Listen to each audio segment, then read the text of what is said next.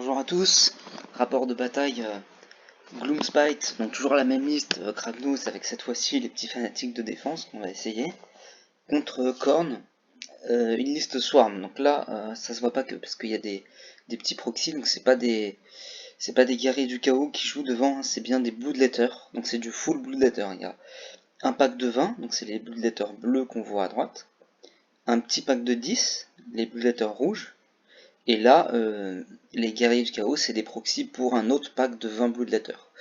Donc il y a 50 Bloodletters dans l'allégeance où quand les démons frappent, ils ont une ward à 5. Donc ça fait quand même 20 fois de PV, donc 40 PV en save à 5, ward à 6 ou à 5 selon s'il a frappé ou pas. À sortir, sachant qu'à la fin de chaque tour, s'il est engagé, il peut ramener jusqu'à des 3 figurines. C'est-à-dire potentiellement jusqu'à 6 PV, ce qui est beaucoup.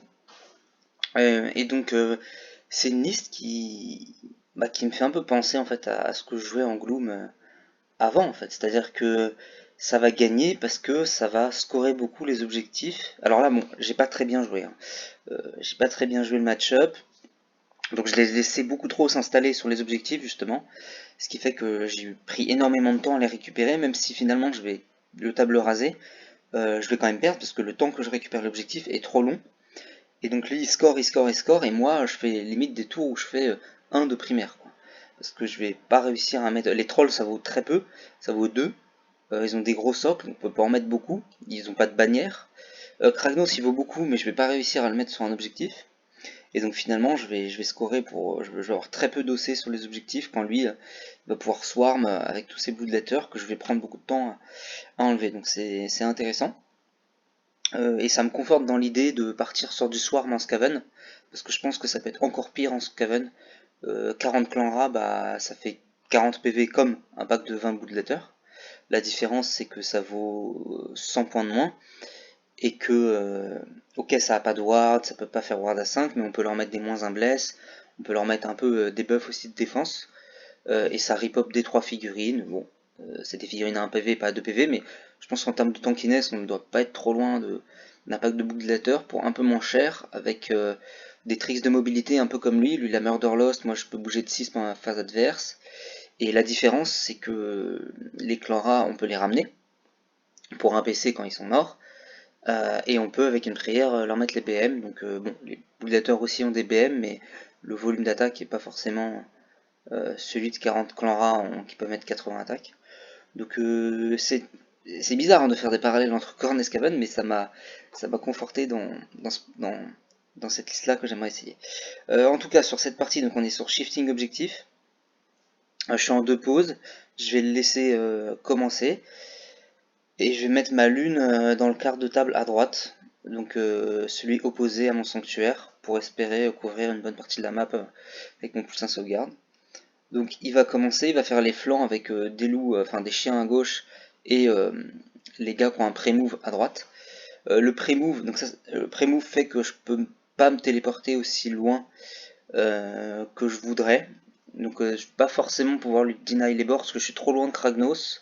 Comme c'est shifting objectif et que je sais pas encore où va être le primaire, j'avais pas forcément envie d'excentrer Kragnos là-bas pour avoir une charge à 3d6 potentielle sur les flancs, ce qui aurait été une bonne idée.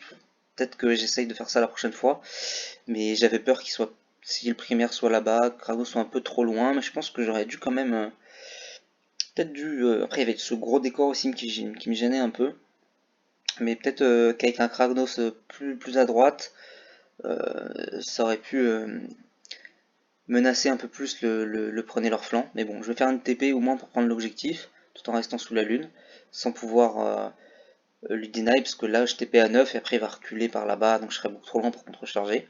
Il va faire l'invocation avec le gros marteau, et le primaire est au milieu, mais il va pas aller le chercher parce que il a besoin de ses courses auto, je sais plus où, et donc il a plus forcément de, après avec des courses normales, le move pour aller là, parce qu'en fait, voilà, il fait une course auto avec le gros pack de 20 là, mais qui peut scorer qu'un seul des deux objectifs, donc après il lui faudra une autre bonne course pour aller là, donc il va pas y aller. Il fait sa tactique et il fait du coup que un primaire parce qu'il peut pas récupérer celui du côté que j'ai grâce à mon intervention magique des trolls. je l'empêche d'aller le chercher avec justement ceux qui faisaient le pré-move, qui auraient pu faire la tactique et le scoring de primaire en plus, ce qui lui aurait rapporté 3 points de plus, il aurait eu le mort et il aurait eu un flanc supplémentaire. Donc je l'empêche 3 points avec cette TP, c'est pas mal. Mais bon, à mon tour aussi, je vais faire très peu de points parce que lui, il va me deny ma tactique et c'est là où je vais faire. En fait, mon terrain est un peu merdique en fait. C'est là où je fais pas mal d'erreurs qui vont me coûter la game parce que c'est le fait de pas suffisamment m'installer sur les objectifs qui me coûte cher. Je vais être très prudent avec Ragnos, je vais à peine l'avancer parce que j'ai peur de son buveur anti-monstre. Donc c'est le buveur qui donne la charge à 3d6. Il est anti-monstre, donc il est reine-3 je crois contre les monstres. Et en plus il me met moins un touche, moins un bless. Donc il menace quand même très sérieusement Kragnos parce il a potentiellement les dégâts en reine-3 pour me tomber. Parce que chaque attaque c'est 4 dégâts 4. Et je sais plus, il en a 4 ou 5. Enfin, moi j'ai 18 PV, potentiellement il peut les faire.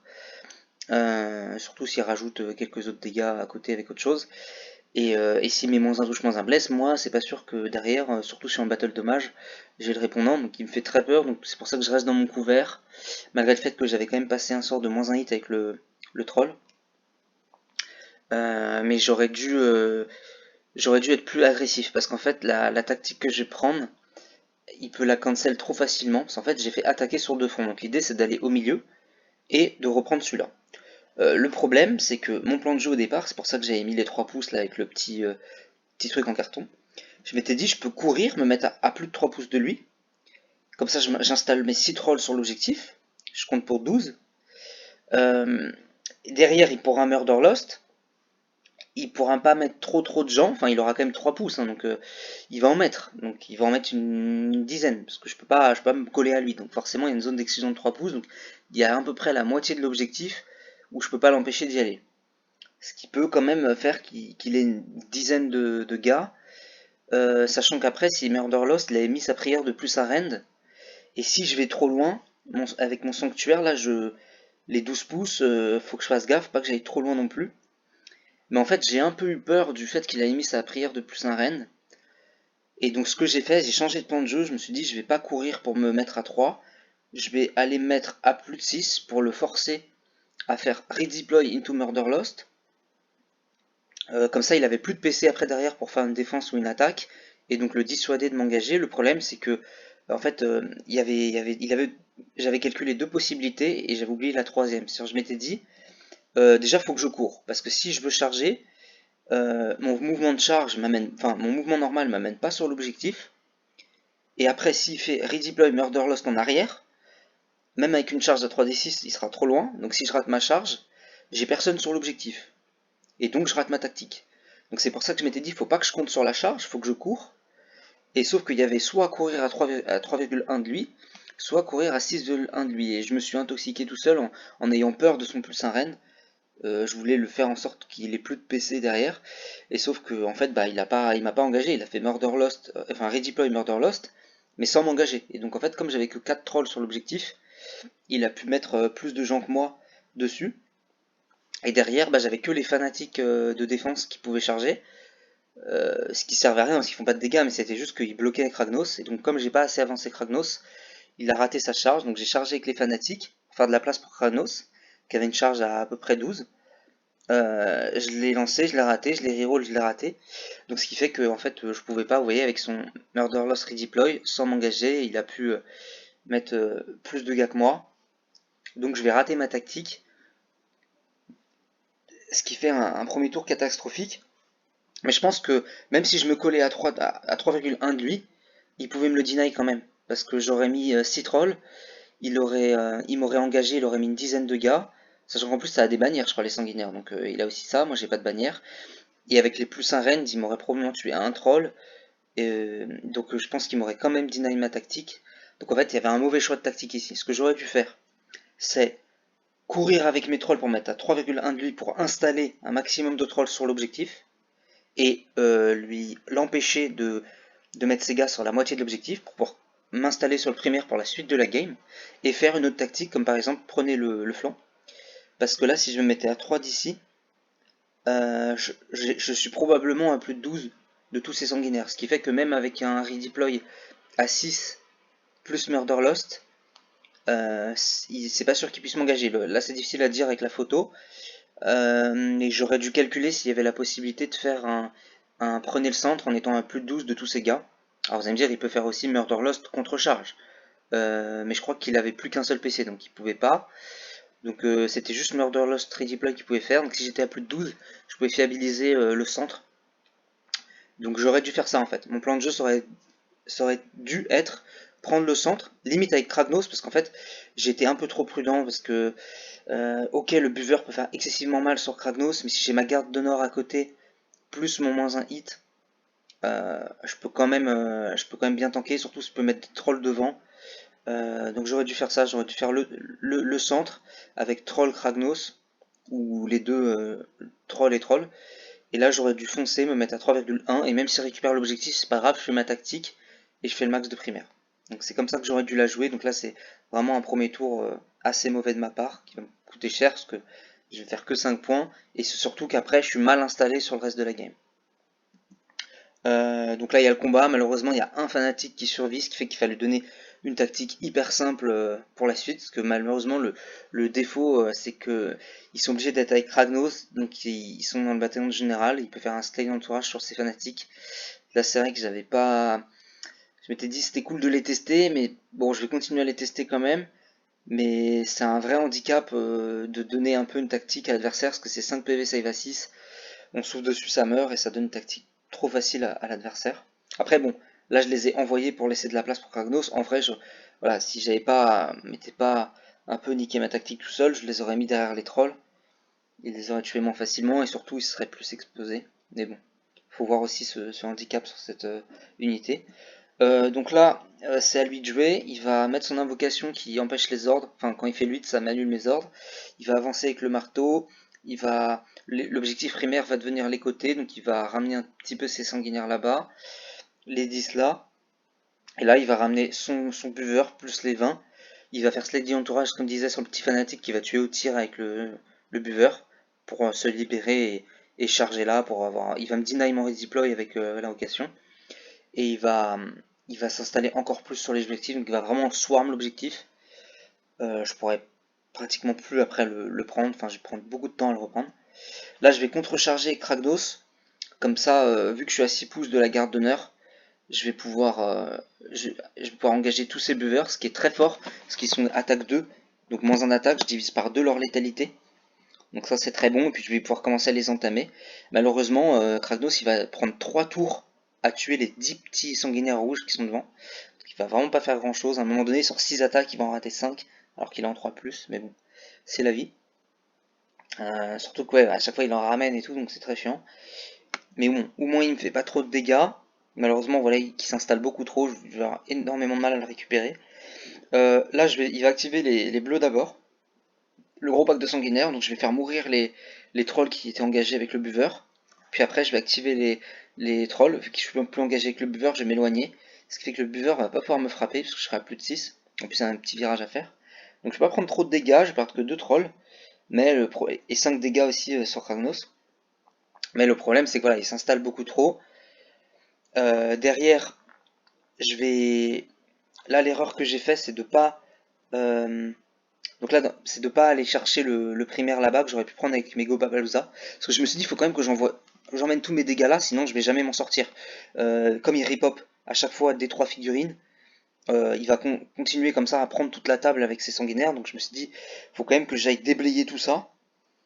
Par contre, ce que j'aurais dû faire, c'est faire une course auto avec les Gobabaluza. Je savais pas s'il me restait des PC, mais j'aurais dû regarder ou économiser des PC pour faire une course auto avec les Goba, qui ont un très bon OC, et plus 3 quand ils sont sous la lune, pour tenter de récupérer celui-là. Ou au moins le forcer à faire des choses Murderlust, etc. pour essayer de m'empêcher de l'avoir. Parce que du coup là je vais faire un tour avec quasiment 0 primaire, parce que je vais pas réussir à prendre celui de gauche. Et le primaire c'est celui qui vaut le plus de points, il est à droite.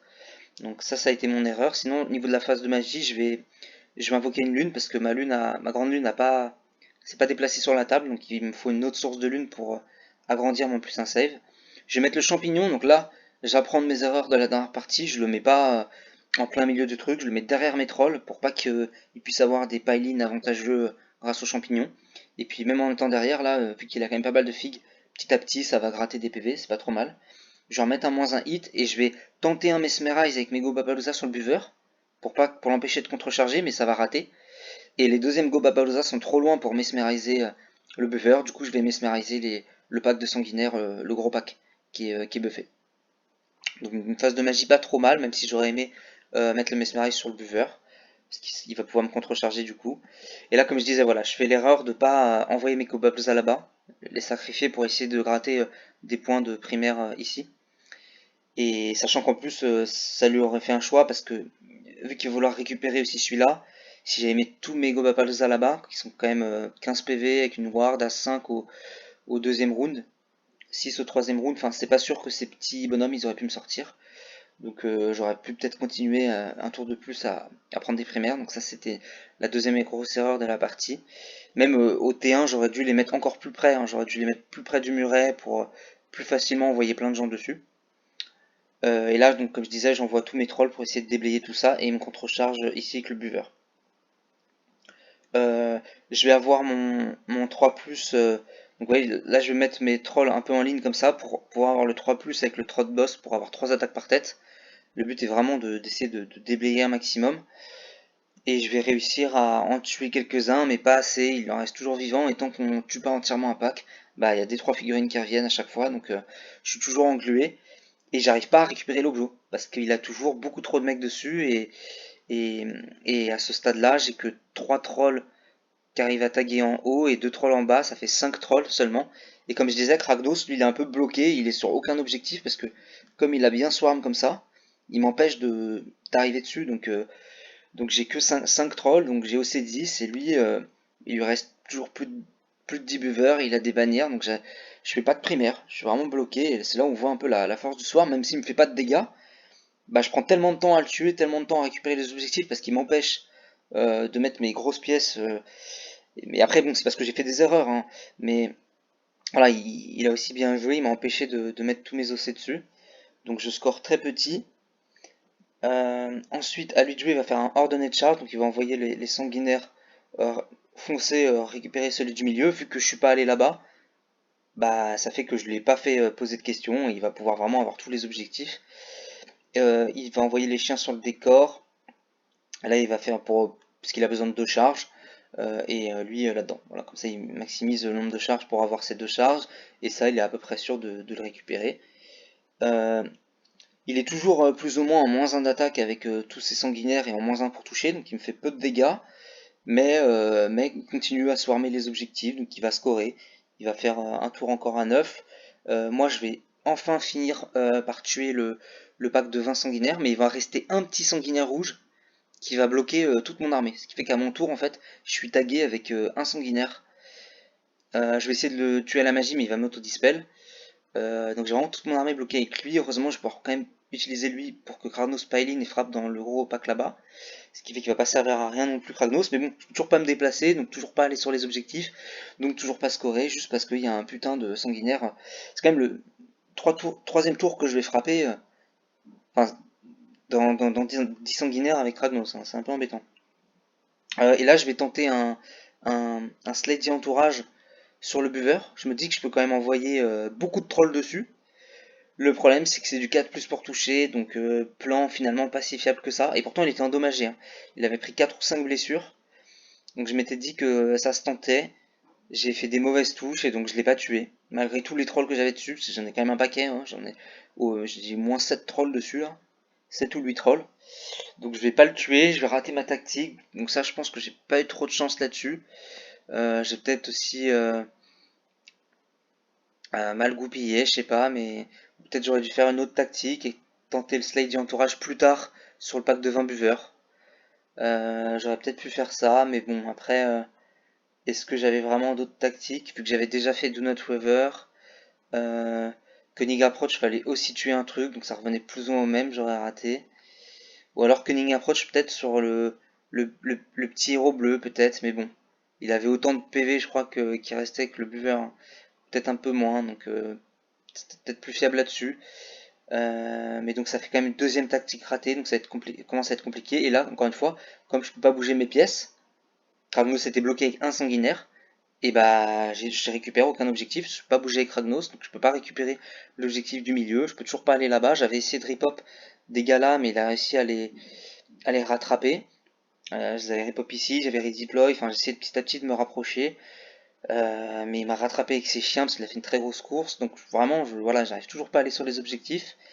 Je rate ma tactique, en termes d'attrition, je commence à tout lui enlever, mais voilà, je suis toujours derrière au score et l'écart se creuse.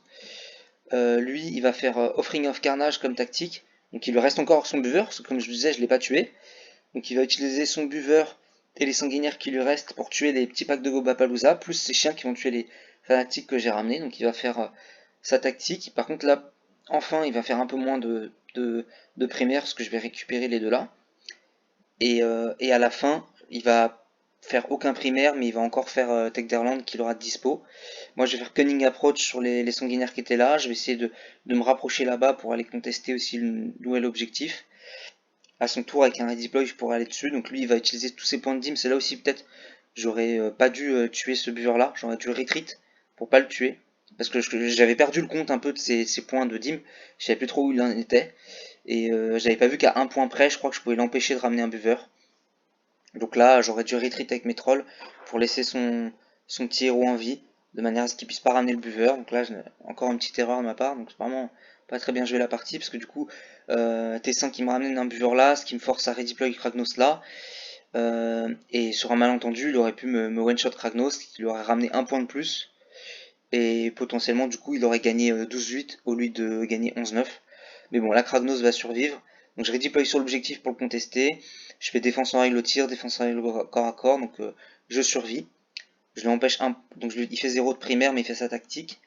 Et à mon tour, après, je vais faire un tech d'Erland avec mes trolls à gauche. Et je vais revenir sur cet objectif-là de manière à avoir le maximum de points. Donc ça finit en 34-30 pour lui. Si j'avais au moins réussi mon slide d'entourage, ça aurait pu faire une égalité. Donc ça c'est parce que c'était quand même un peu pas trop de chance sur le slide d'entourage. Mais bon, j'ai quand même globalement assez mal joué la partie. Je l'ai trop laissé s'installer sur les objectifs. J'ai pas pris les bonnes tactiques au début.